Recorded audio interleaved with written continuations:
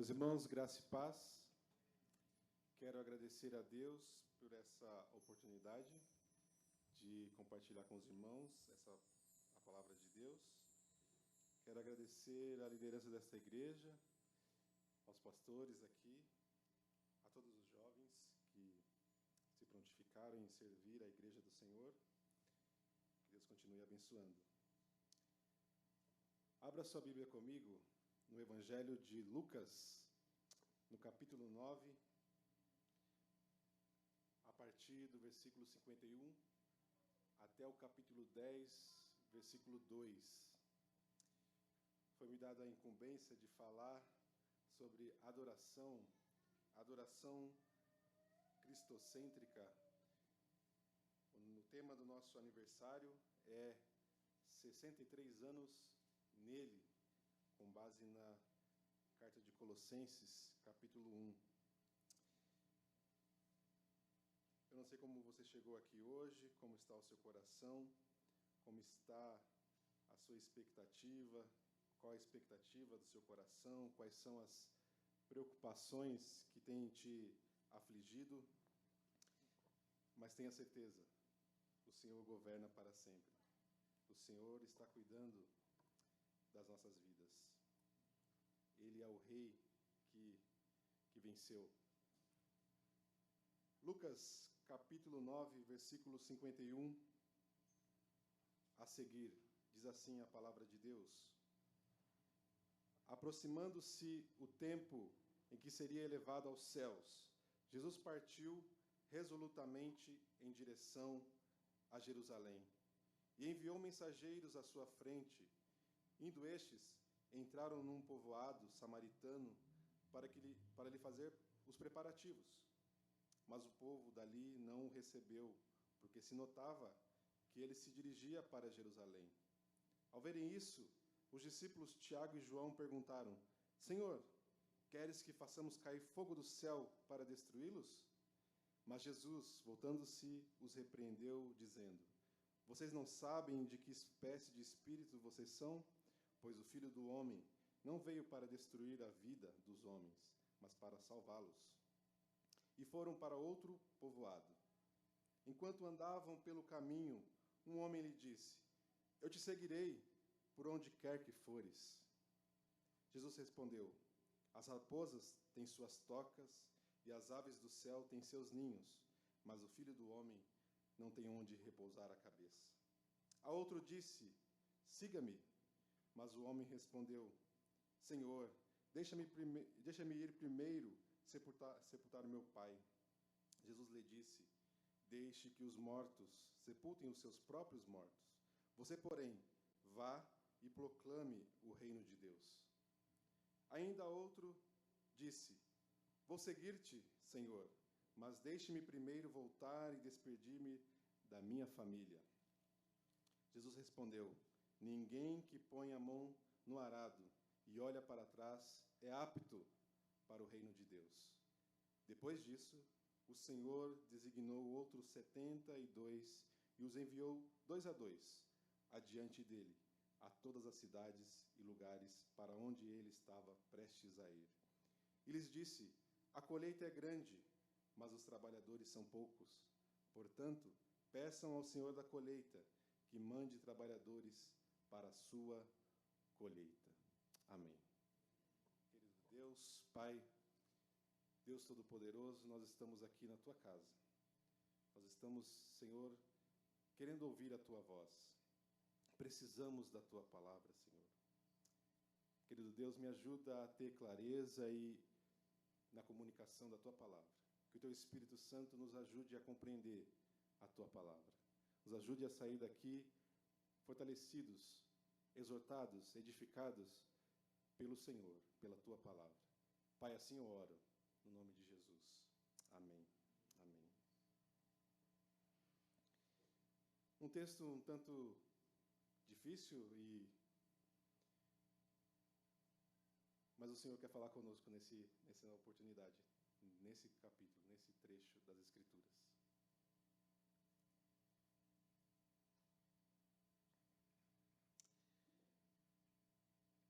O pastor Sidney Grendenus, Em um dos seus sermões, ele compartilhou a seguinte reflexão: eu e Mary, minha esposa, visitamos a Europa, passamos 3 dias na Bélgica e vimos muitas catedrais lindas. Eu sempre ficava impressionado com o tamanho e a altura das catedrais. Gerações após gerações trabalhavam nesses monumentos, algumas vezes por centenas de anos. Está claro qual era o centro da vida dessas pessoas? A adoração a Deus. A vida girava em torno da religião cristã. A catedral era a edificação mais alta da cidade. Situava-se também em seu centro. As pessoas eram batizadas lá, adoravam lá, lá confessavam os seus pecados, lá se casavam e lá eram sepultadas.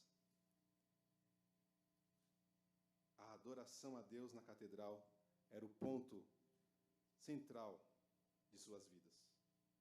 Era o ponto focal das suas vidas. Mas quais são hoje os edifícios mais altos de nossas cidades? Não são as igrejas, mas os elevados prédios de bancos e corporações multinacionais.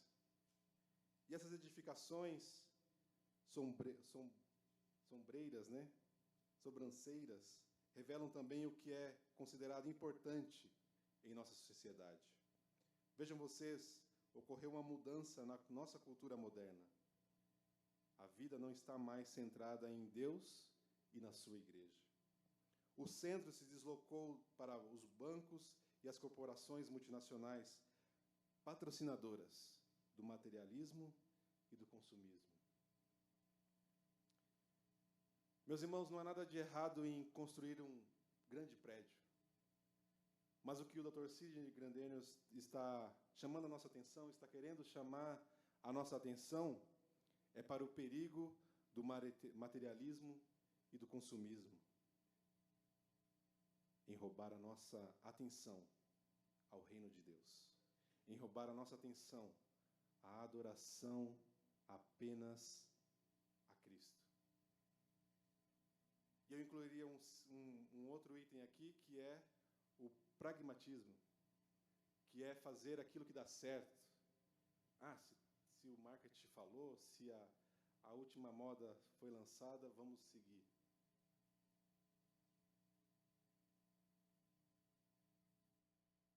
E a nossa atenção precisa estar no Cristo. A nossa adoração não pode ser roubada pelas distrações do nosso dia a dia. Somos seres que adoram. Fomos criados para adorar. Se não adoramos ao Cristo, adoramos outra coisa. Mas afinal, o que é adoração? O que é adoração? E aí eu fui pesquisar no dicionário, e no dicionário está assim: ação de adorar, de prestar culto a um ser superior, a uma divindade, veneração, adoração ao Santíssimo Sacramento. Alguns sinônimos aqui de adoração: culto, homenagem, veneração, paixão. Mas eu quero dizer para vocês que a palavra de Deus, ela não vai ser contra esses termos, nada disso, mas ela vai nos mostrar um sentido mais profundo de adoração. E é isso que nós vamos caminhar aqui, sobre esse termo. E a primeira coisa que eu quero dizer a vocês é que a adoração, segundo as Escrituras, é responsabilidade. Responsabilidade de adorar, honrar ao nosso Pai, ao nosso Criador e Salvador, Jesus Cristo. Meus irmãos, Deus se importa não só com a maneira, mas também com a forma que o adoramos. Êxodo capítulo 20, versículo 4, Moisés registrou as palavras de Deus assim: não farás para ti nenhum ídolo, nenhuma imagem de qualquer coisa no céu, na terra ou nas águas debaixo da terra. Ou seja, mesmo que seja a intenção de adorá-lo, de representá-lo em alguma coisa da criação, não é para fazer. Mesmo que a sua intenção seja de fazer algo para o Senhor com boa intenção, ele já disse como ele quer ser adorado. Então Deus estabeleceu um sistema de adoração. Ele revela isso a Moisés em Êxodo capítulo 20, 25 até o capítulo 30. Mas não parou por aí.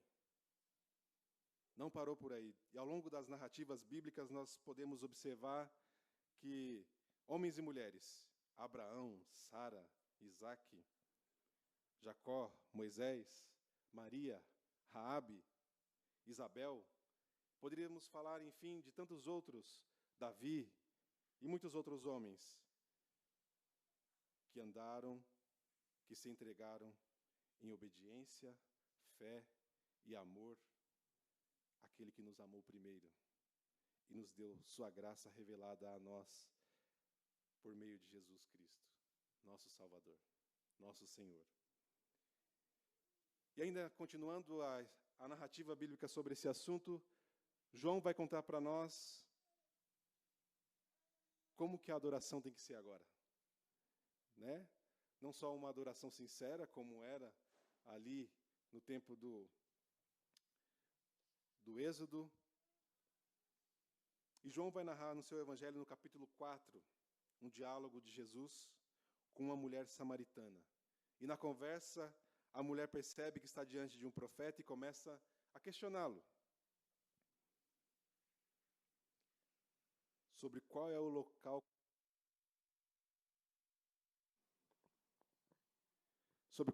correto da adoração. Uma vez que os samaritanos criam que era o Monte Gerizim e os judeus Jerusalém. E Jesus explica a ela que chegou o tempo de adorar a Deus em espírito e em verdade. Agora não tem mais um local específico. Agora Deus vai acrescentando coisas na sua revelação de como Ele deseja ser adorado. E o que significa isso, adorar a Deus em espírito e em verdade? Não significa mais adorar a Deus de forma pragmática, com o coração distante, mas com a aparência ali, né? Porque o sacerdote poderia estar com o seu coração todo errado, todo distante de Deus, mas ele lá, fazendo suas ofertas, o coração só conhece, quem só conhece é o Senhor. Sabe o que significa adorar a Deus em espírito e em verdade? Significa que adorá-lo com todo o nosso ser, de todo o coração, sem reservas, compreendendo quem Deus é, revelado a nós por meio do Senhor Jesus, e que agora somos habitação do Espírito Santo. Meus irmãos, não deixe que o materialismo e o pragmatismo te impeçam de crer nesta realidade. E o texto que nós vamos considerar esta noite, narrado por Lucas, vai nos ensinar que ser cristão, ser um discípulo de Jesus, não é simplesmente concordar com uma série de pensamentos, de ideias, de narrativas, de regras. Aliás, o fato de alguém crer que Jesus é Deus e até que reconhecer que é pecador, também não nos torna um cristão, também não nos torna um discípulo de Jesus. Precisamos assumir um compromisso pessoal, você e o Senhor, como nosso único e suficiente Senhor e Salvador, sem ressalvas, sem restrições, sem senões. Eu te adoro, mas essa questão aqui, essa coisa que eu preciso resolver, vamos deixar para um outro momento. E o versículo que nós lemos primeiro aqui, versículo 51. Aproximando-se o tempo em que seria elevado aos céus, Jesus partiu resolutamente em direção a Jerusalém. O texto original vai dizer que por causa do seu rosto, né, ele vai entrar em algumas... Eu vou explicando aqui para vocês. Existe uma tensão aqui no ar. Jesus, Lucas está narrando de uma forma diferente para nós. Ele apresenta que vai chegar o momento, está chegando o momento de Jesus ser elevado, de Jesus ser crucificado, de experimentar o sofrimento, a morte e a ressurreição. E o retorno aos céus, ou seja, ser levantado aos céus.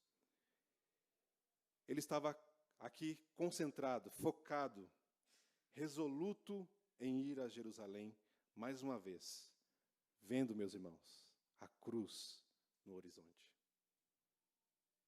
Vendo a cruz no horizonte. Isaías 50 é a terceira canção do servo do Senhor, do servo messiânico, que é o próprio Jesus.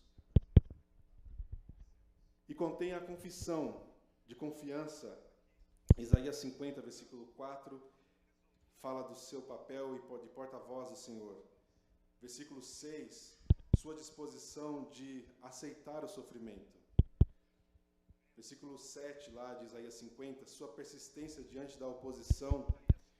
E versículo 8 e 9 vai nos falar da sua confiança de que o Senhor o justificaria. E é interessante que Isaías vai dizer que como uma rocha a sua aparência estava, ou seja, a determinação do Senhor em ir para aquele lugar. E o texto original vai nos dizer que por causa da sua face, algumas traduções vão dizer isso, os samaritanos perceberam que ele estava indo para Jerusalém. Só que no caminho, como o texto nos diz, versículo 52, ele envia mensageiros à sua frente. E esses entraram em um povoado, e Lucas vai nos dizer que era um povoado samaritano, para lhe fazer os preparativos da caminhada, da jornada. E especificamente esses samaritanos o rejeitam. Não quis dar abrigo ao Senhor. E os irmãos, Tiago e João, querem orar para que haja destruição daquele povoado. E não é por acaso, né, que Jesus os chama de os filhos do trovão. Mas a narrativa segue e Jesus lhes ensina que sua determinação e foco não é em destruir as pessoas, mas em salvá-las, em transformá-las, em redimi-las. É interessante essa reação deles, porque nos versículos anteriores aqui, eles passaram vergonha, os discípulos passaram vergonha, tentando expulsar o espírito de uma criança, de uma pessoa, e possivelmente os comentaristas vão dizer que por causa da face de Jesus séria, resoluto em ir, eles achavam que o Senhor poderia concordar com essa postura deles.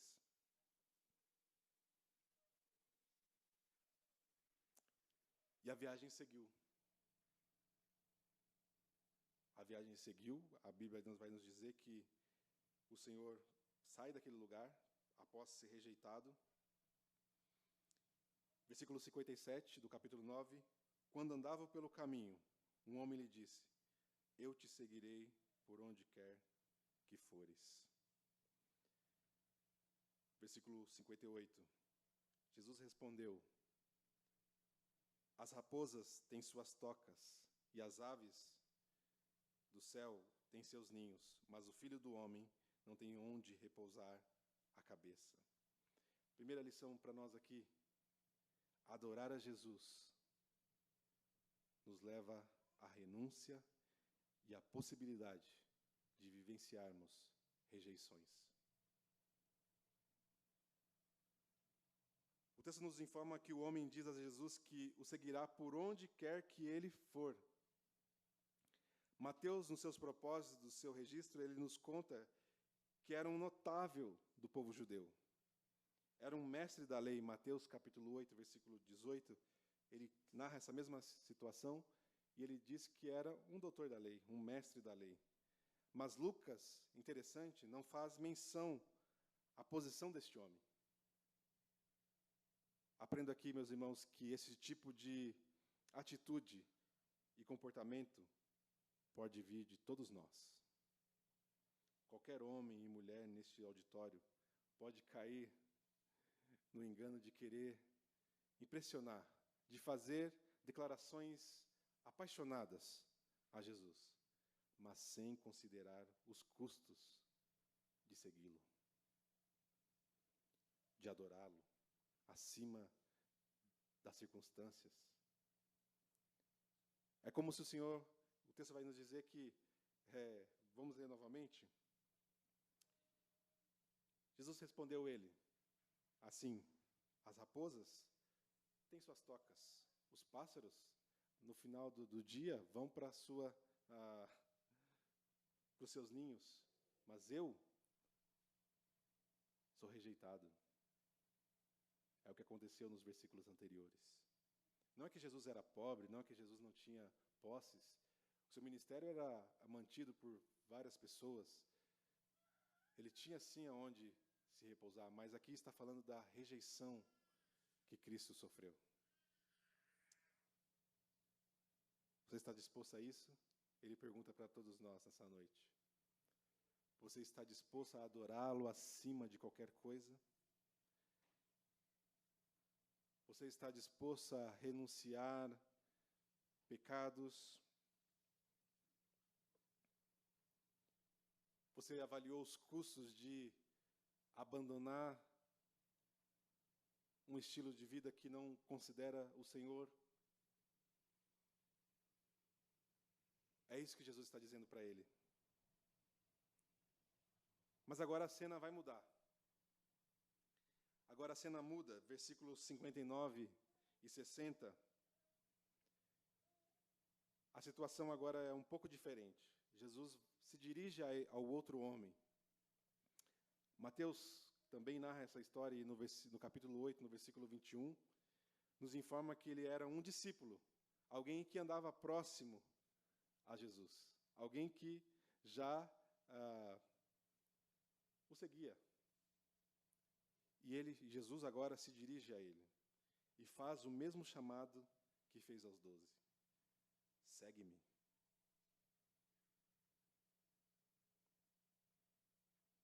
E a resposta é de alguém que não entendeu de quem o está chamando. Ele não entendeu que é o próprio Deus o chamando. O pedido que o homem faz a Jesus, versículo 61, né? 60, melhor dizendo. 59 e 60. Mas o homem respondeu: Senhor, deixe-me ir primeiro sepultar meu pai. O pedido que este homem faz é nobre. Cuidar do seu pai. Mas Jesus se apresenta como a prioridade de nossas vidas. Frente à morte física e espiritual das pessoas. Porque Jesus diz, deixe que os mortos espiritualmente sepultem os seus mortos. Alguns comentaristas vão dizer que o pai dele ainda não estava morto. Ele estava querendo dizer que deixa eu ficar cuidando do meu pai, porque isso era honroso na cultura judaica, e quando ele morrer, aí eu te sigo. Aí eu passo a ser um itinerante junto com você, um seguidor do caminho da cruz, do caminho da renúncia, da morte do eu.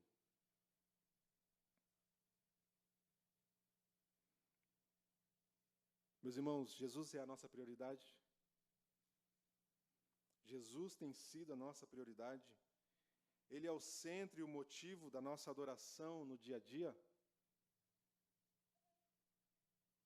Ou estamos construindo em nosso coração um Jesus à nossa imagem e semelhança? Cuidado para não transformar desejos bons e justificativas nobres em deuses. Cuidado. Versículos 61 e 62. Ainda outro disse: vou seguir-te, Senhor, mas deixa primeiro voltar e despedir-me da minha família. E aí Jesus responde: ninguém que põe a mão no arado e olha para trás é apto para o reino de Deus. Mantenha o seu olhar no verdadeiro Deus. Mantenha o seu olhar naquele que é digno de toda adoração. Seguir a Jesus, meus irmãos, adorar a Deus acima de outros deuses, porque nós podemos muito bem fazer isso, né? Transformar muitas coisas, muitos objetos, muitas das coisas criadas em deuses, falsos deuses.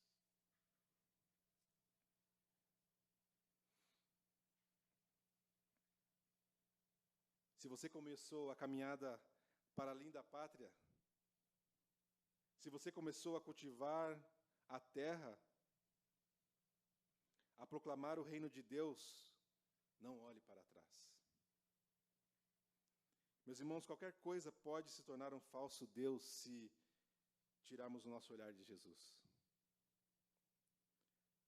Pessoas hoje podem experimentar depressão, disfunções alimentares, ansiedade generalizada, por elevarem coisas boas como família, bens materiais, amor, carreira, entre outras coisas, como nossos bens últimos e o centro de nossas vidas. Mas Jesus reivindica o senhorio dele sobre nossas vidas e coração. Aquele rapaz possivelmente já estava seguindo a Jesus, já era um discípulo, mas ele começou a ter saudade de algumas coisas. Às vezes acontece conosco, não é mesmo? Eu gostava tanto daquelas... Era tão interessante aquele momento, aquelas coisas que eu fazia. Mas o Senhor convoca cada discípulo dele, que decidiu adorá-lo acima de qualquer coisa, a manter os seus olhos em Jesus. É interessante que Deus fez o mesmo chamado do segue-me a cada um de nós. E quando eu estava preparando essa mensagem, eu me lembrei de Abraão, quando Deus chamou ele: segue-me, Abraão. Para onde? Não interessa. Eu estou com você. Vamos para um lugar que eu vou te mostrar no caminho. O que importa é você estar olhando, mantendo o seu foco em mim.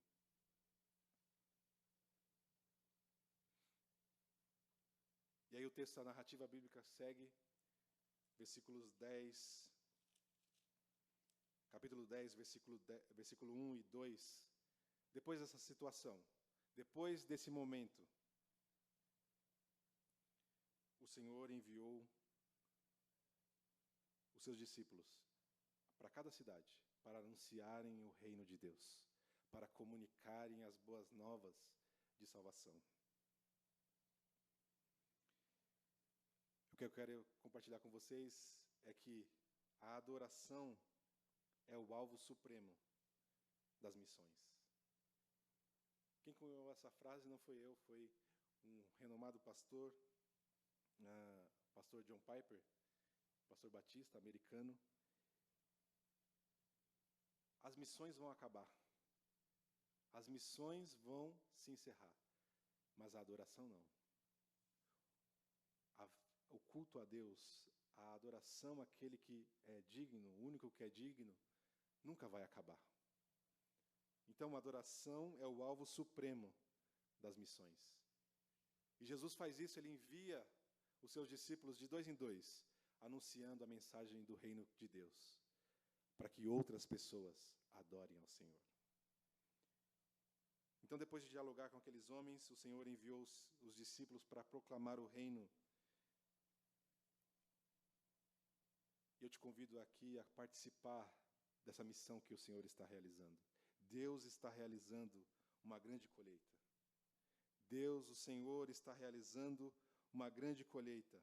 E nossa igreja, há 63 anos, é participante neste bairro, nessa cidade, na cidade de Guarulhos, em que fomos colocados para colaborar com a missão de Deus, em reunir pessoas de todo o mundo, em adoração a Jesus, aqui, agora e na eternidade. Você foi convocado. Você foi chamado para adorar ao Senhor. Mas só podemos participar da missão de Deus se Ele for o nosso centro de nossas vidas, se Ele for o motivo da nossa alegria, em meio a essa vida cheia de dificuldades. Olha o que o pastor John Piper diz: não podemos convocar um povo para se alegrar em Deus, se não nos alegramos em Deus. O que significa que a adoração é a motivação para fazer missões.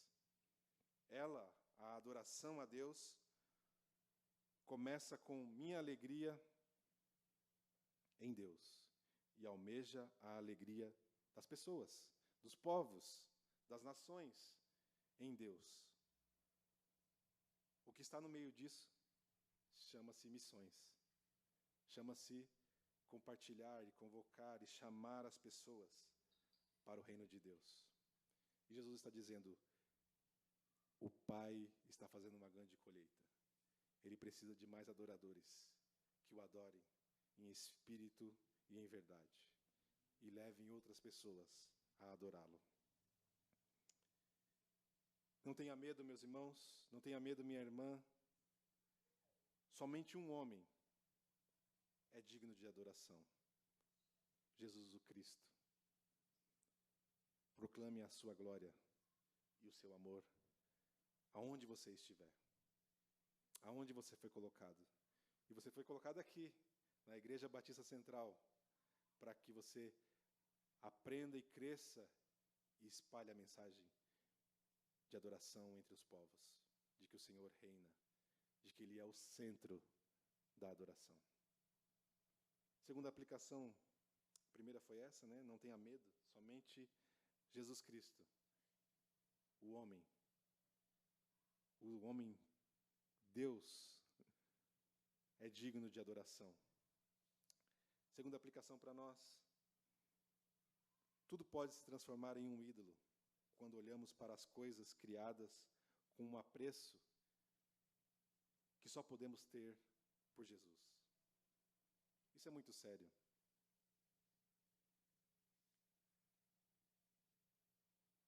Terceira lição para nós: somos alguma coisa nele. Só somos alguma coisa se estivermos ligados a Ele. Fora dele, nós não somos nada. Fora dele, a sua música, a sua oração, qualquer outra coisa que você possa fazer para Deus, para os homens, não tem valor se não for feita com uma adoração sincera e entrega total a Ele. Quarta lição, e eu termino. Cristo é o motivo da nossa esperança. Cristo é a vida da igreja. Cristo precisa ser o foco e o motivo desta igreja existir. Cristo é a vida que nasceu da morte e ressurreição dele para todos nós. Veja comigo Efésios capítulo 1, versículo 20 a 23. Quero convidar aqui o grupo de louvor, os jovens central, para louvar ao Senhor com mais uma canção. Efésios, capítulo 1, versículo 20, uma das cartas aí mais quente do Novo Testamento, mais que falam do poder do Senhor, que falam da glória e da graça de Deus. Efésios, capítulo 1, versículo 20 até o 23. Esse poder ele exerceu em Cristo, ressuscitando dos mortos e fazendo-o assentar à sua direita nas regiões celestiais, muito acima de todo governo e autoridade, poder e domínio, e de todo nome que se possa mencionar, não apenas nesta era, mas também na era que há de vir. Deus colocou todas as coisas debaixo de seus pés e o designou cabeça de todas as coisas. Para quem? Para os adoradores, que o adoram em espírito e em verdade, a igreja, que é o seu corpo, a plenitude daquele que enche todas as coisas, em toda e qualquer circunstância. Fique de pé comigo, vamos orar ao Senhor.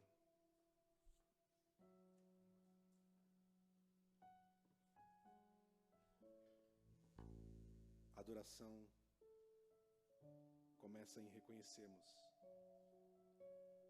que precisamos dele, que pertencemos a ele, que tudo é para ele, que tudo vem dele. Amém?